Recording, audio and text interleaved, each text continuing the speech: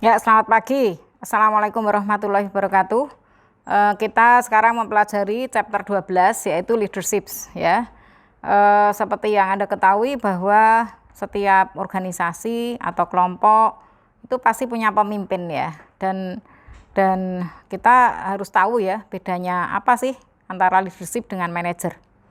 Ya, leader dengan manajer ya. Nanti kita pelajari di setelah ini. Oke. Beberapa pendekatan yang bisa kita pelajari ya sesuai dengan di sini learning objectives ya, dari kepemimpinan dimulai dari traits ya, kemudian mungkin ada juga pandangan lain ya dari traits, kemudian ada behavioral, kemudian ada situational atau contemporary ya. Ini beberapa teori banyak ya ditemukan oleh para peneliti. Ya, oleh karena itu topik kepemimpinan ini sangat menarik ya. Oke, bahwa summary-nya di sini bahwa pendekatan traits ya. Ya, pertama kita mempelajari dulu apa sih leadership ya. Dia mampu untuk mempengaruhi ya kelompok ya, untuk pencapaian atau untuk visi sekelompok, sekumpulan visi dari sebuah organisasi, dari sebuah tujuan ya. Nah, betul bahwa semua leader are managers, tetapi kalau dia punya wewenang ya memimpin suatu organisasi. Nor are all managers leaders ya, tapi juga tidak semua manajer itu leaders ya, karena manajer itu hanya menghadapi tugas sehari-hari atau operasional, sedangkan leader itu lebih pada menghadapi sebuah perubahan. Oke, traits teori di situ focusing pada personal qualities dan karakteristiknya, ya. Jadi pencarian personality, social, physical, or intellectual attributes itu membedakan ya leader dengan non-leaders, ya. Bahwa mereka mempunyai kelebihan-kelebihan, ya, secara personality mungkin, ya, seperti mungkin kalau kita recalling lagi sejarah kepresidenan ya di Indonesia ya, seperti kita lihat Soekarno ya, Bung Karno ini betul-betul beliau punya ya karakteristik sebagai seorang pemimpin ya, dengan kewibawaan beliau, pidato hampir 6 jam lebih tanpa teks ya, semua terpaku ya mendengarkan apa yang disampaikan beliau, dan memang tepat saat itu kita butuh pemimpin seperti itu. Karena setelah kita merdeka itu ya, beliau ini punya visi ya, dan bahkan ada sebutan karismatik ya, dia itu karismatik, visionary, dan ada slogan yang banyak diingat orang adalah kita bukan bangsa tempe ya, dan beliau terkenal dengan nasionalisasi perusahaan-perusahaan swasta atau asing. Ini menarik, jadi ada ukuran-ukuran keefektifan itu juga berasal dari traits. Oke, tadi dimulai dengan pembahasan traits, ini masih juga ya, ada Big Five yang menemukan extraversion, itu the most important. Makanya betul tadi bahwa seorang pemimpin itu harus ada keterampilan public speaking ya, bahwa seorang pemimpin menyampaikan visinya ke bawahan itu kalau bisa kurang dari 5 detik itu bawahan akan paham di situ. Tidak seperti agreeableness dan emotional stability.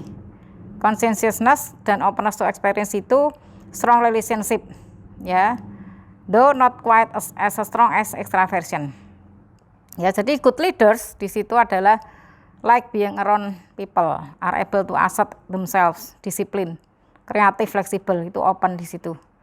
Another trait lagi adalah emotional intelligence ya, salah satunya adalah empati. Ada rasa empati dari seorang pemimpin ya, misalnya bawahan mengalami masalah, dia akan punya empati ya, dan tentunya perlu diinvestigasi lebih lanjut tentunya ya. To conclusions, jadi traits can predict leadership, dan traits itu do better job predicting.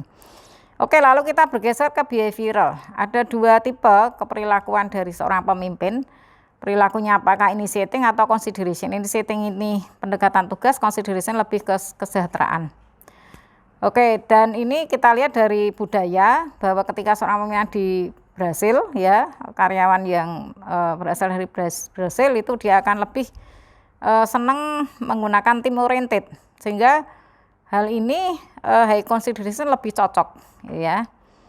Nah, dua-duanya kalau kita bikin ringkasan trait teoris dan behavioral, jadi dia punya traits khusus yang menunjukkan secara kultur itu cocok ya di dalam baik itu consideration maupun structuring behavior ya, itu lebih efektif ya.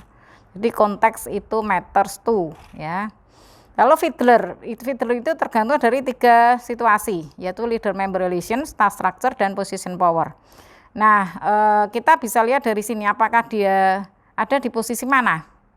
Ketika leader member relations-nya good, ketika task structure-nya itu high, kemudian position power-nya strong, berarti dia di posisi favorable. Nah, favorable ini ya performance-nya bagus ya tentunya pada titik-titik yang putus-putus itu ya. Dan bahwa ketika dia di favorable maupun unfavorable itu lebih cocok yang task oriented. Namun pemimpin itu kan orangnya sudah punya gaya sendiri, sehingga justru dia yang nanti berusaha untuk mengubah situasi sehingga cocok dengan gaya dia itu ya. Nah untuk Fiedler tadi sudah ya, yang lain lagi adalah situational leadership yang lain, itu dikatakan juga contingency teori, fokuses pada followers ya. Jadi mereka bisa mencapai kesuksesan sebagai seorang pemimpin di situ karena mereka punya style yang tepat ya, sehingga juga dicocokkan dengan kesiapan dari bawahan. Pat Gould teori ya, ini dari Ohio, tentunya mengatakan bahwa ya mereka bisa mengklarify ya, membantu bawahan untuk mencapai tujuannya ya. Nah, leader participation model, kemudian beberapa teori kepemimpinan bisa Anda lihat di sini. Ada juga contemporary teoris, dikatakan kalau tadi situasional, sekarang contemporary. Ada leader member exchange teori, di mana ada in group dan out group. Yang in group itu dia merasa dipercaya, dia ya compatibility-nya cocok dengan personal compatibility-nya cocok dengan pemimpin ya. Kemudian yang out group tentunya sebaliknya. Nah, karakteristik apa? Kalau yang karismatik punya visi dan dia punya artikulasi, personal risk, sensitivity to follower needs, dan dia punya perilaku yang unconventional. Ya mungkin kalau boleh saya contohkan adalah karismatik leader itu adalah Sri Sultan Habib IX, gitu ya. Nanti kita bisa belajar banyak mengenai beliau.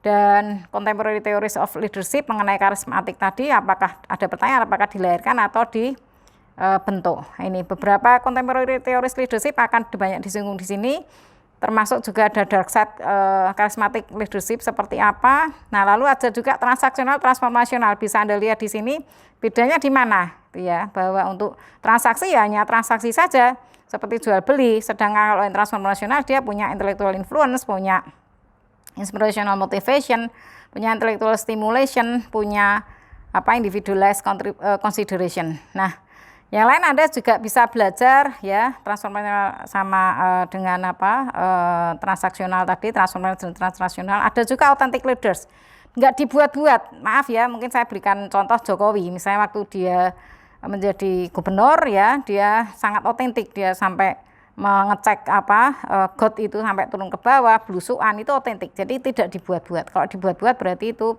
hanya 1 kali 2 saja, 1 atau 2 kali saja. Oke, bagaimana dengan ethical leadership ya? Ada orang yang mengatakan socialized charismatic leadership itu senternya adalah bukan ke dirinya ya. Jadi that conveys other center values ya, tapi juga ada yang personalized ya.